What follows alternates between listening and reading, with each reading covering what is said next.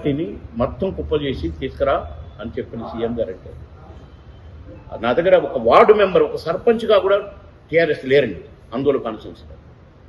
అలాంటిది మొత్తాన్ని కుప్ప చేసి టీఆర్ఎస్ అని బోర్డు పెట్టి జాయిన్ అయ్యి 2 సార్లు డిప్యూటీ సీఎంగా చేసిన దామోదర్ గారిని వారి మీద సోనియా గాంధీ గారు కూడా వచ్చారు దామోదర్ గారికి ప్రచారానికి. అప్పుడు దామోదర్ గారు సీఎం క్యాండిడేట్గా అనౌన్స్ చేసిపోయారు.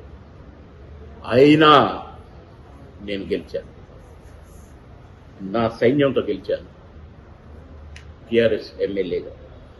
సంతోషం. అలాంటిది నేను మొత్తాన్ని తీసుకొని బీజేపీకి వచ్చాను. రావడానికి కుదరలా, ఎందుకంటే అక్కడంతా సెటిల్ అయిపోయారు. ఈ ఎలక్షన్కి మొత్తం మళ్ళీ నా బ్యాచ్ మొత్తాన్ని తయారు చేసుకొని పెట్టుకున్నాను. 3 నెలల ముందు నుంచి 6 నెలల ముందు నుంచే ఎమ్మెల్యేకి ఎగెనిస్ట్గా పనిచేస్తూ మా లీడర్ బాబుమోహన్ అనుకుంటూనే బయటకు వచ్చారు. అంత రెడీగా ఉన్నారు.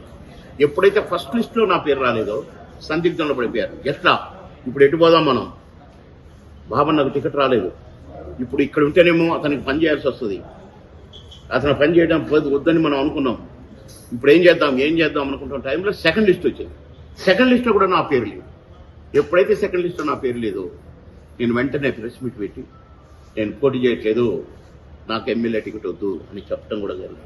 దానికి ఇక అట్టట్లా ఇట్టెట్లా నువ్వే అసలు క్యాండిడేట్ అయితే ఫస్ట్ లిస్ట్ ఎందుకు లేదు, కనీసం సెకండ్ లిస్ట్ ఎందుకు లేదు? ఎవరైనా పోటీ ఉన్నారా చెప్పండి? జిల్లాలో పోటీ ఉందా, రాష్ట్రంలో పోటీ ఉందా? బాబు మోహన్కు పోటీ లేదు. కానీ నేనంటే నాది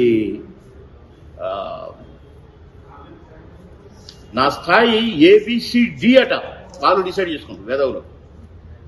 వాడికి బుద్ధి ఉండొద్దండి. బాబు మోహన్ డి అనే అనుకుంటాను. అసలు నేను పాలిటిక్స్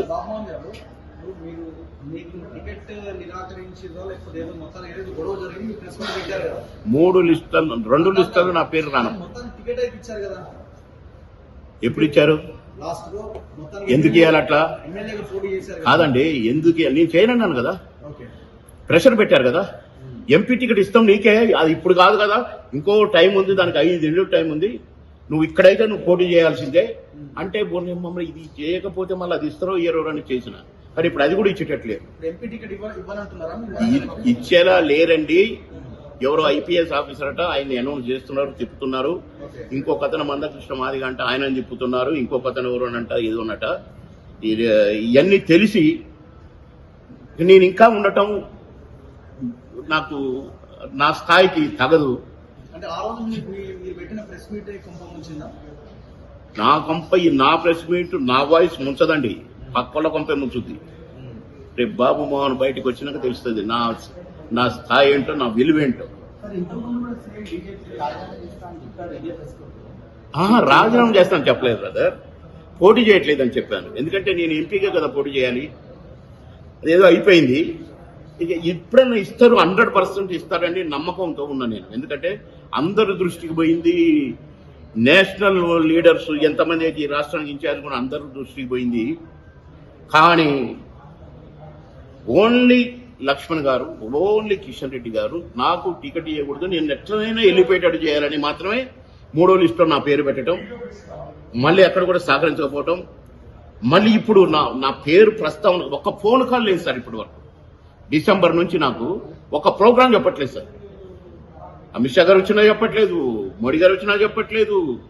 అసలు కనీసం నా పేరే ఎత్తకుండా ప్లాన్ చేసి పొమ్మనుకుంటా పొగబెడదాములే డైరెక్ట్ అని చెప్తున్నా కదండి. కిషన్ రెడ్డి గారు మరి అధ్యక్షుడు, ఆయన దానికి తెలియదా? బాబు మోహన్ మంత్రిగా ఉన్నప్పుడు ఆయన ఎమ్మెల్యే. బాబు మోహన్ ఎందుకు రావట్లేదని అడగడా? బాబు మోహన్ ఏ మీటింగ్కి ఎందుకు పిలవట్లేదని అడగడా? ఏం కిషన్ రెడ్డి అడగ 3 పోస్టులు ఉన్నాయి కదా, 3 పోస్టులు ఎందుకండి? గాడిదలు కట్టానిక? పార్టీని బలోపేతం చేయడానికి, కార్యకర్తలను బలోపేతం చేయడానికి, పార్టీని ముందుకు తీసుకెళ్లడానికి, పరుగులు తీయించడానికి కాదా? కాదానండి, మాలాంటి వాళ్ళని ఎల్లగొట్టడానికా పదవులు?